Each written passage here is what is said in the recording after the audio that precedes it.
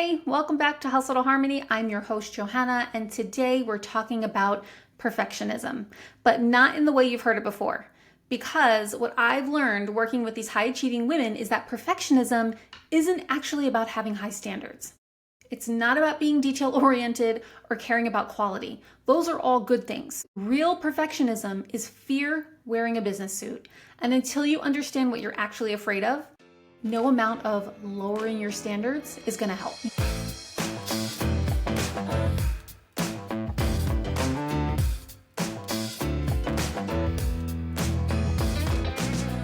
You've probably been told that perfectionism is holding you back and that you need to embrace good enough, that you're wasting time on details that don't matter.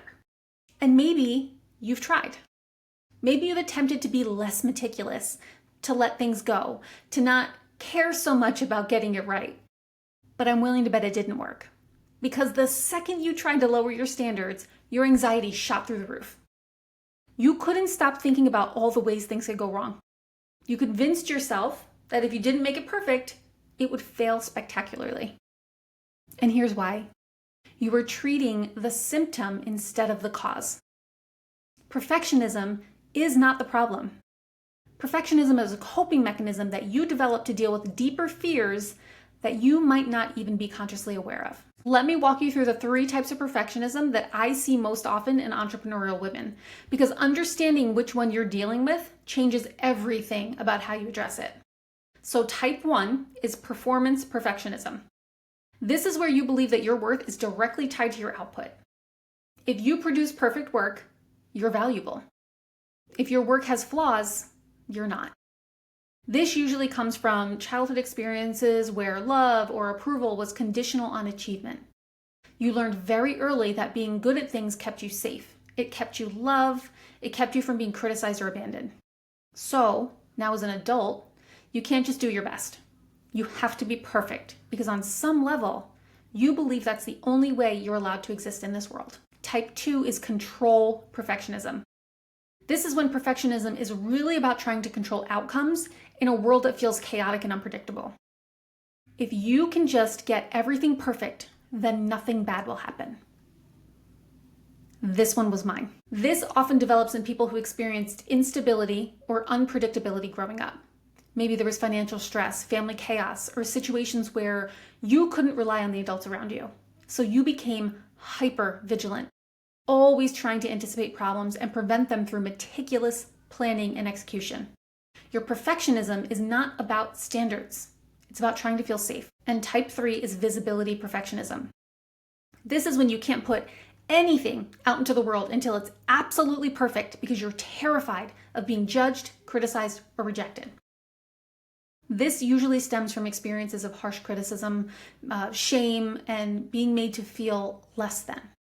Maybe a parent who was hypercritical, or a humiliating experience that made you never want to be vulnerable again. So now your perfectionism keeps you perpetually in preparation mode. You're always almost ready, always one more revision away from launching, always finding one more thing to fix before you can show anyone your work. So now that you understand perfectionism is fear-based, you can see why the standard advice doesn't work. When someone tells you to just embrace B+ work or done is better than perfect, what your nervous system hears is stop protecting yourself. Let yourself be vulnerable to the exact thing you're terrified of. If you have performance perfectionism, good enough feels like giving up your only source of worth. If you have control perfectionism, good enough feels like you're inviting chaos and disaster. If you have visibility perfectionism, good enough feels like volunteering to be criticized and rejected. No wonder you can't just lower your standards. Your perfectionism is not stubbornness. It's a protection mechanism that your nervous system believes is keeping you safe. So if lowering your standards doesn't work, what does? You have to address the fear underneath the perfectionism. For performance perfectionism, maybe you need to practice separating your worth from your work. It sounds so simple, but it's revolutionary. I need you to start small though. Intentionally do something at 80% instead of 100. And then notice what happens. Not just externally, but internally. What do you feel? What's triggering? What's going on? What are you afraid that's going to happen? What thoughts are going through your head? You're going to discover that nothing terrible happens. The world doesn't end. People don't reject you. And slowly, your nervous system learns that your worth isn't actually contingent on perfect performance. For control perfectionism, you need to practice tolerating uncertainty. Because here's the thing, you can't control outcomes no matter how perfect your work is. Start delegating small things. Let someone else handle a task without micromanaging them. Let something be good enough, even though you could make it better. We don't have to stop caring, okay?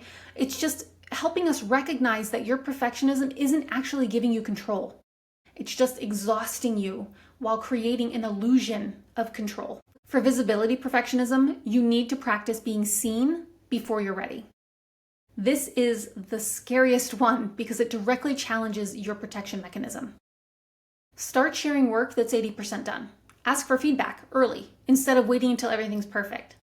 Let people see your process, not just your polished final product. And you can even say, I'm not done. This is first rough draft. I usually write very rough draft. So everybody knows it's very clear. This is a very rough draft. Don't mock me for it, right? So sometimes we have to play those kind of games and so we can actually get it out. Because I know these things can be tough because I struggled with a little bit of each of them. The control one was my main one though. Once you do this, you'll usually discover that people actually respect vulnerability more than perfection. And that the criticism you were terrified of either doesn't come or when it does, you can really handle it. Here's what I want you to understand. You do not need permission to have high standards. High standards are excellent. Caring about quality is excellent. Being detail-oriented is excellent. What you need permission for is this. Your worth is not contingent on your performance. You are allowed to exist and be valuable even when your work isn't perfect. You don't have to earn your place at the table through flawless execution. You already have a seat. Perfectionism isn't protecting you. It's exhausting you. It's keeping you small. It's preventing you from putting things out into the world that could help other people because you're too busy making sure every detail is exactly right. And here's the thing. Your perfectly polished work isn't actually more valuable than your 80% work. It's just taking you 3 times as long to produce it, which means you've helped fewer people while burning yourself out in the process. So here's your practice for this week. Identify which type of perfectionism resonates most with you. Is it performance, control, or visibility? Like I said, mine was all 3, but I was mostly the control one. Once you pick yours, find one small thing, and I mean like teeny tiny, where you intentionally do it at 80% instead of 100. Maybe it's an email that's clear, but not perfectly worded. Maybe it's a social media post that's helpful, but not perfectly polished. Maybe it's delegating a task even though you know you could do it better. We're not trying to do bad work, okay? But the goal is to practice not letting perfectionism run your life. Notice what you feel when you don't make it perfect. That discomfort, that nervous system protection mechanism. Sit with it, breathe through it, and watch what happens when the feared outcome doesn't materialize. Perfectionism isn't about standards. It's about fear. And the only way to overcome it is to address what you're actually afraid of underneath the need to be perfect. You don't need to lower your standards. You need to raise your awareness of what your perfectionism is really protecting you from. Because on the other side of fear, that's where your real work lives. The work that's imperfect and vulnerable and human and actually helps people instead of just sitting in your hard drive waiting to be good enough. You are already enough. Your work is already valuable, and the world needs what you have to offer, even if it's not perfect. If you're ready to make some changes in your business, drop me a message or comment changes below. Otherwise, all the links you need are in the show notes. Please don't forget to subscribe, like, comment, let me know what you thought about this episode. That is it for today, you guys. I will see you next week.